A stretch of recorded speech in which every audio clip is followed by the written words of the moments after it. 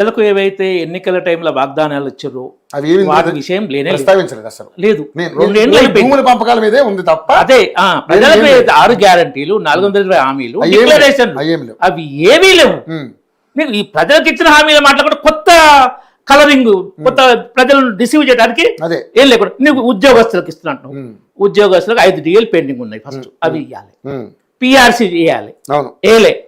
ఏదో చిన్న ఖర్చుతో 5 పైసల ఖర్చుతో 50 పైసలు ఇమేజ్ సంపాదించుకునే ఇన్సూరెన్స్ హెల్త్ అని చెప్పి ఆ ఉద్యోగస్తులు కూడా 1.5% of basic digital health card insurance కూడా 1.5% ఆఫ్ బేసిక్. అందరికి అదే ఉంటుందా? మారుతుందా అమౌంట్? అది క్లియర్ గా ఇంకా మొడాలిటీస్ లేవు, ఓన్లీ పాలసీ డెసిషన్.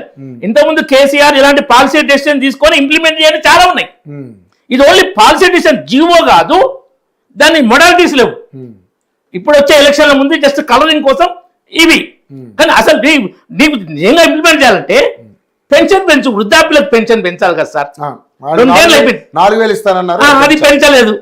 మహిళలకు ఆశ పెట్టిన మహిళలకు పైసలు, వాళ్ళకి ఆర్థిక స్వేచ్ఛ నెలకు 2,000 నాకు ఫ్రీ బస్ తీసేసి 2,500 ఇవ్వండి చాలా మాకు అంటున్నారు. అదే కదా, ఉద్యోగులు కూడా చాలా ఘోరంగా మాట్లాడుతున్నారు. జాబ్ క్యాలెండర్ నిరుద్యోగులకు జాబ్ క్యాలెండర్ చేస్తారు. 2 ఏళ్ళు అయిపోయాయి, ఇంతవరకు జాబ్ క్యాలెండర్ లేదా, జాబ్ నోటిఫికేషన్ ఇవ్వాలి. నువ్వు మీటింగ్ లో నిర్ణయం అయినది భూములు అవి ఇవంటే దేనికోసం ఎంత ఎజెండా వేరే ఉంది, ఎంత ఎజెండా వేరే ఉంది. ఇప్పుడు ఆ 4 గ్రామాలను కూడా HMDA పరిధిలో కలిపారంటే అక్కడ కూడా రియల్ ఎస్టేట్ వ్యాపారం చేసి ఏదో చేయాలనే ఉద్దేశంతో రకరకాలుగా మా వాదన. ఫ్యూచర్ సిటీ అనేది నెంబర్ 1 బిజినెస్ రియల్ ఎస్టేట్ కోసం చేసే పనులన్నీ అలానే ఉన్నాయి. వాళ్ళ ఫ్యూచర్ కోసం, వాళ్ళ కుటుంబాల లీడర్ల ఫ్యూచర్ కోసం ఒక సిటీ అని పెట్టి రియల్ ఎస్టేట్ బిజినెస్ ఏం లేదు. ఎట్లుంటాడే ఆలు లేదు, చూలు లేదు, కొడుకు పేరు సోమలింగం లాగా క్రియేట్ చేసి జర ఆశపడుతూ ఉంటారు తెలుసక్కోళ్ళు. అధిక వడ్డీ ఇస్తా అంటే వస్తాం, డబుల్ అమౌంట్ ఇస్తామంటే వస్తాం ఉంటుంది కదా, అలాంటి వాళ్ళని బుక్ చేయడం కోసం. ఇవి కూడా అంతే. నీకు మెయిన్ నువ్వు ప్రజలు ఇచ్చిన తర్వాత రైతుల విషయంలో ఏం లేదు నిర్ణయంలో. ఇప్పుడు రైతులకు నువ్వు రైతు భరోసా ఎప్పుడు ఇవ్వాలి? నాటేసేటప్పుడు అటు ఇటుగా ఓ వారం అటు ఇటుగా ఖర్చు అంతా ఎక్కువ నాటేసేటప్పుడే ఉంటది. ఎరువులకు కానీ కూళ్ళ ఖర్చు ఎక్కువ ఉంటుంది. దాన్ని దుక్కి చేయడం అన్ని ఆ ఖర్చు నేను తర్వాత తక్కువ ఉంటుంది, అది లేదు. తర్వాత ఇంకేంటంటే ఇంతకుముందు రైతు వ్యవసాయ చట్టాల గురించి అది అంటారు కదా, చాలా ఓవర్గా మాట్లాడారు. ఆ చట్టాలు ఏ చట్టంలో ఏ లోపం ఉందో చెప్పాలని ఛాలెంజ్ చేస్తున్నా. 3 చట్టాలు ఏ చట్టంలో ఏ లోపం ఉందో చెప్పడం ఛాలెంజ్ చేస్తున్నా. పచ్చబద్ధం ప్రచారం 3 చట్టాలు నేను చెప్తా. ఒకటి లేవీ యాక్ట్. ప్రభుత్వం ఏంటంటే వాళ్ళకి అవసరం ఉన్నప్పుడు బియ్యం కలెక్ట్ చేయాలి, పేదలకు ఇవ్వాలి, రేషన్కి ఇవ్వాలంటే తక్కువ రేటుకు రైతుల దగ్గర నుంచి కొనే హక్కు చట్టం. బలవంతంగా రైతు దగ్గర తక్కువ రేటు కొనే చట్టం, దాన్ని ఎత్తేసింది ఒక చట్టం. ఇంకొకటి ఇది అగ్రికల్చర్ ప్రొడ్యూస్ మార్కెట్ కమిటీలనే అమ్ముకోవాలి, రైతు బయట అమ్ముకోవద్దు. ఆ ఏరియాలో ఉన్న మార్కెట్ అదొక చట్టం. రైతు ఎక్కడ అమ్ముకోవచ్చు, తీసేసారు 2. మూడోది ఏంది, రైతులు వ్యాపారస్తులతో అగ్రిమెంట్ చేసుకోవచ్చు. ఏమన్నా డిస్ప్యూట్ వస్తే RDO ఇస్ అథారిటీ. ఇలా ఎక్కడ చట్టం చెప్పు, నల్ల చట్టాలు భయంకరమైన ప్రచారం. ఖలిస్తానీ, జిహాదీ, కాంగీ, కమీల్ భయంకర ప్రచారం చేసి దాన్ని సంవత్సరం చేసి సుప్రీంకోర్టు సిట్ ఏం చెప్పింది, 85% ఆఫ్ ఫార్మర్ ఆర్గనైజేషన్ ఈ చట్టాలకు ఫేవర్గా ఉన్నాయని చెప్పిన తర్వాత.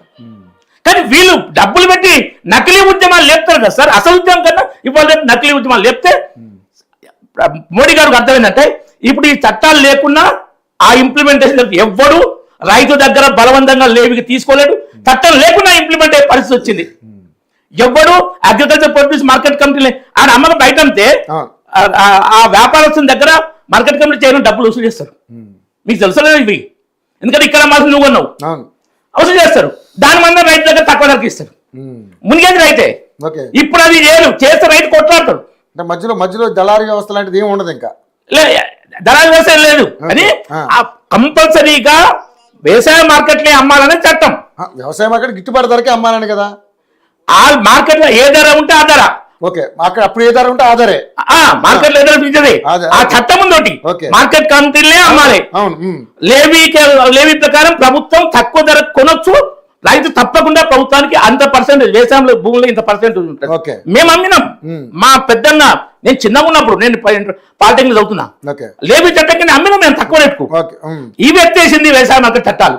ఏంటంటే అబద్ధం ఆడంటే గోబెల్స్ ప్రచారంలో నల్ల చట్టాలు అంటే అట్లా ప్రచారం చేసి తప్పుడు ఉద్యమాలు చేస్తే సరే మేము ఎక్కడ మేము తప్పు చేసామని మోడీ గారు ఓకే ఈ ఉద్యమాల ద్వారా, నకిలీ ఉద్యమాల ద్వారా ప్రజలకు, రైతులకు ఇబ్బంది అయిందో వాళ్లకు ఈ ఉద్యమం దానికి క్షమాపణ తప్ప చట్టం తప్పు తెచ్చిన వన్ లేదు, విత్డ్రా చేసుకున్నారు. ఎందుకంటే రాజకీయంగా దాన్ని తీరు చేస్తుంది. కానీ అది ఇంప్లిమెంట్ అవుతున్నాయి, ఎవరు దానికి కాదని లేడు, అవసరం మళ్ళీ చేస్తారు. ఇక్కడ ఒక విషయం ఎవరికైనా అర్థమైందంటే ప్రజల్లో బలమైన కోరిక రాకుండా మంచి పని చేసిన దాని దుష్ట శక్తులు సక్సెస్ కానిగాయి. ప్రజల్లో దానిపై డిమాండ్ ఉద్యమం వస్తే అప్పుడు చేస్తే ఎవరు దాన్ని ఆపలేడు.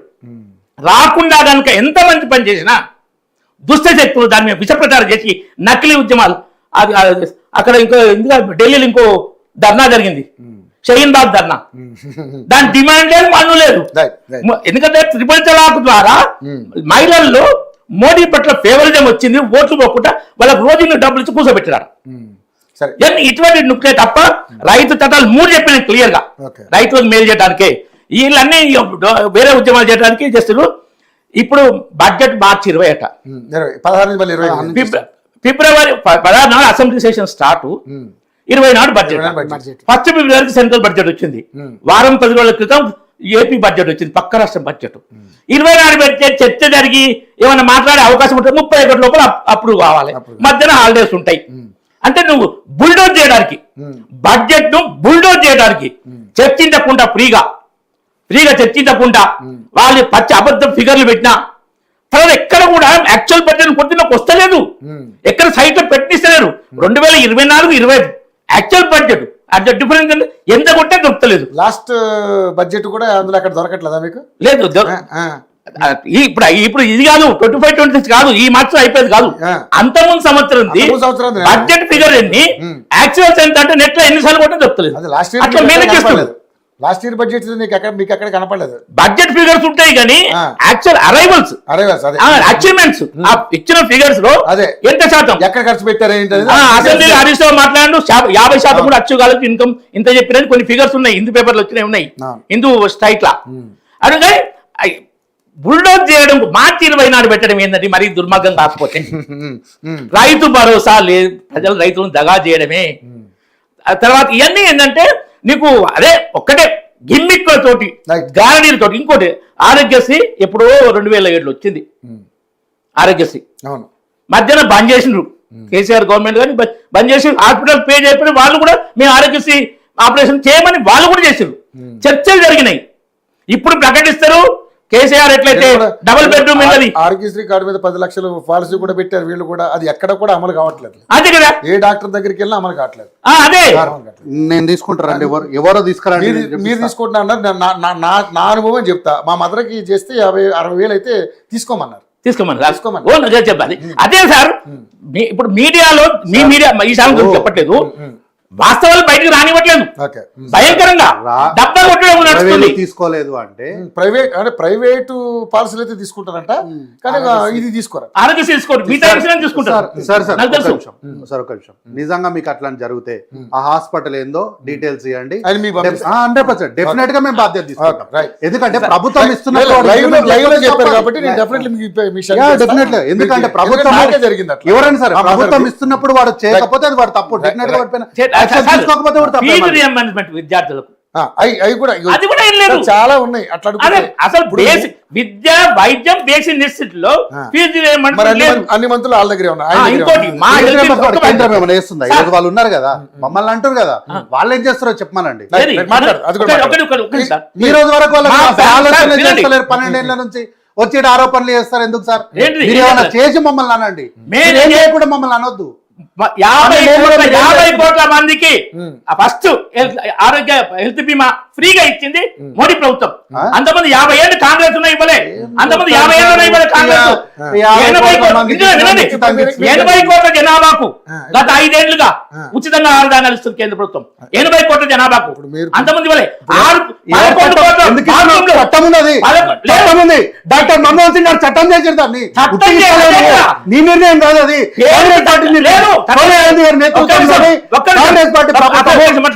డాక్టర్ మన్మోహన్ సింగ్ యాక్ట్ తీసుకొని వచ్చారు. ఆ చట్ట ప్రకారం ఏదో మీ సొంత నిర్ణయం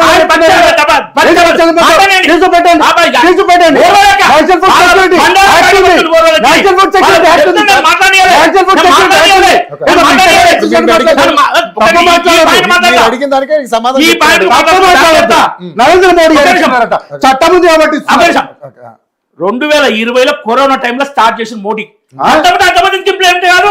ఏంది 2020లో కరోనా టైంలో స్టార్ట్ చేసిన మోడీ 80 కోట్ల జనాలకు ఉచితాలు. ఆ చట్టం నిజంగానే ఇంప్లిమెంట్ చేయాలంటే అన్ని ఎందుకు కాలే? వచ్చి అబద్ధాలు మాట్లాడాలి first. Right right right right right political analyst గా సార్ నిజంగానే సార్ పార్టీలు వాళ్ళని దాన్ని ఏంటంటే కాపాడుకోవడం కోసం 100 రకాలు మాట్లాడతారు.